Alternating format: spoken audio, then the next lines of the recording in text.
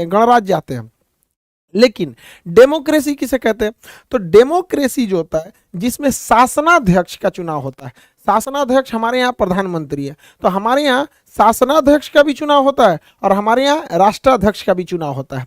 तो इस हिसाब से हम लोग हो गए डेमोक्रेटिक रिपब्लिक, मतलब हमारे यहाँ डेमोक्रेसी भी है और रिपब्लिक भी है, यानी लोकतंत्रात्मक गणराज्य है। गणराज्य इसलिए क्योंकि राष्ट्राध्यक्ष के रूप में बैठे राष्ट्रपति का चुनाव हो रहा है, और लोकतंत्र इसलिए क्योंकि शासनाध्यक्ष के रूप में बैठे प्रधानमंत्री का चुनाव हो रहा है। तो हम लोग लोकतंत्रात्मक गणराज्य अर्थात डेमोक्रेटिक रिपब्लिक है। ये हमारी प्रस्तावना में भी मिलता है।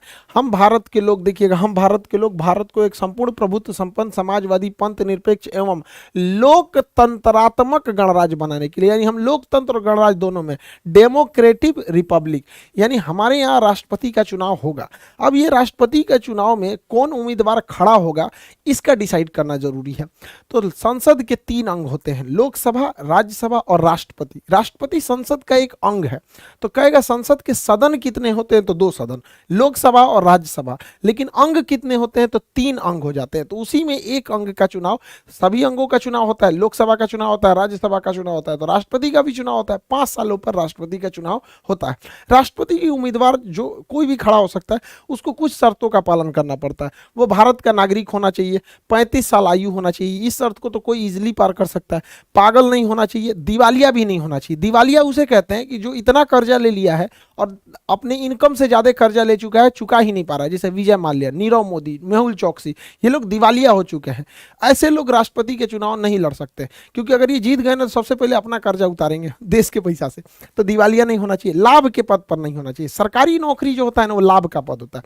जैसे आप देखेंगे कोई राज्यपाल है, वो लाभ का पद नहीं है, नेता लाभ का पद नहीं है, मंत्री लाभ का पद नहीं। संविधान के हिसाब से ये जनता के सेवक है। सरकारी नौकरी में रहेंगे ना तो लाभ का पद हो जाएगा, तो लाभ के पद पर नहीं होना चाहिए। तो ये सब नॉर्मल योग्यताएं हैं, ये किसी के पास हो जाती है। सबसे टफ जो योग्यता होती है वो 50 प्रस्तावक होने चाहिए और 50 अनुमोदक होने चाहिए। प्रस्तावक और अनुमोदक मतलब होना चाहिए कि जो व्यक्ति खड़ा होना चाह रहा है कि हाँ हम राष्ट्रपति के चुनाव में लड़ना चाहते हैं, जैसे इस बार यशवंत सिन्हा जी थे और द्रौपदी मुर्मू जी थे, तो उनके लिए संसद के किसी भी सदन से, चाहे वो लोकसभा हो चाहे वो राज्यसभा हो, 50 ऐसे लोगों की जरूरत है जो इनका प्रस्ताव आगे ले जाएं कि हम चाहते हैं कि यह व्यक्ति चुनाव में खड़ा हो। डायरेक्ट वो नहीं जानना चाहेगा कि हम चाहते हैं चुनाव लड़े।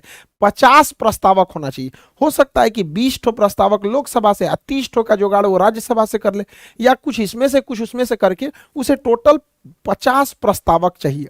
जब 50 प्रस्तावक हो जाएंगे तो उस 50 के समर्थन में अलग से 50 अनुमोदक होना चाहिए कि हाँ यह व्यक्ति के साथ हम खड़े हैं, यह जिसे चाहता है कि नहीं ये भी व्यक्ति चुनाव लड़े, हम फेवर में हैं।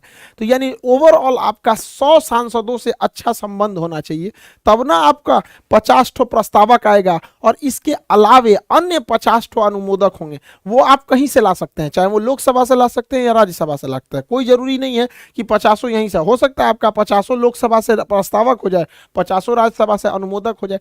यानी नाम का प्रस्ताव दे 50 और उस नाम में सहमति यानी अनुमोदन दे 50। ये इतना टफ हो जाता है कि यहीं पर एक कॉमन आदमी चुनाव नहीं लड़ पाता है, क्योंकि 100 सांसद आपके नाम का प्रस्ताव देंगे, इसका मतलब आप बहुत बड़े पॉलिटिशियन होने चाहिए। और दोनों लोग बहुत बड़े पॉलिटिशियन हैं भी, इनका मतलब ये जमीन से एकदम जुड़ी हुई आदिवासी समाज से राज्यपाल रही थी, और ये तो अटल बिहारी वाजपेयी के समय पर तो मंत्री भी रहते हैं यशवंत सिन्हा जी। तो दोनों लोग का नो डाउट बैकग्राउंड तो पॉलिटिकल ही रहा है। अब इनको वोट कौन कौन देगा यहां से ये डिसाइड करते हैं इलेक्टोरल कॉलेज। हम लोग राष्ट्रपति के चुनाव में वोट नहीं डाल सकते, क्योंकि राष्ट्रपति का चुनाव इनडायरेक्टली होता है, अप्रत्यक्ष रूप से, यानी हमारे द्वारा चुने गए लोग ही वोट डालते हैं। तो पहले हम ये समझ जाते हैं कि राज्यों से कौन कौन वोट डालेगा, फिर केंद्र में चलेंगे। देखिए, राज्य के लिए कानून बनाने की जिम्मेदारी विधानमंडल का होता है, और विधानमंडल जो होता है हर एक राज्य में होता है। विधानमंडल हमारे यहाँ 28 राज्य जो है, अभी 28 राज्य। तो देखिए 28 राज्यों में विधानसभा है, तो विधानमंडल के 2 भाग होते हैं, एक होता है विधानसभा, एक होता है विधान परिषद। तो 2 अंग हो गए। जिस तरह से संसद के 2 अंग लोकसभा राज्यसभा, उसी तरह राज्यों में हर राज्य में विधानसभा के 2 अंग, एक विधानसभा एक विधान परिषद। लेकिन विधान परिषद हर एक राज्य में नहीं है। पहले 7 राज्य में था, जम्मू कश्मीर तो टूट गया तो वहां का हटा ही दी गया। टोटल 6 राज्यों में ही अभी विधान परिषद है।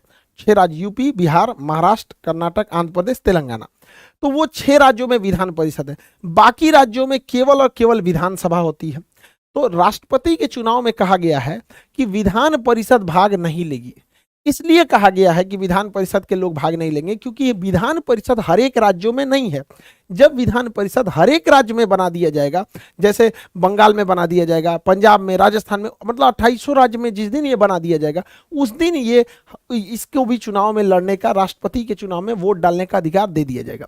अब कौन डालता है विधानसभा में, विधानमंडल में? तो विधानमंडल में केवल विधानसभा के सदस्य वोट डालते हैं, विधानसभा के। अब हर 2800 राज्यों में अलग अलग विधानसभा है, जैसे बिहार में 243 है, यूपी में 403 है। तो अलग अलग राज्यों में विधानसभा की जो सीटें हैं वो अलग अलग हैं। तो यहाँ पर राष्ट्रपति के चुनाव में वोट का वैल्यू नहीं, वोट नहीं बल्कि वोट का वैल्यू कितना है ये मायने रखता है। जैसे एक विधायक ने वोट एक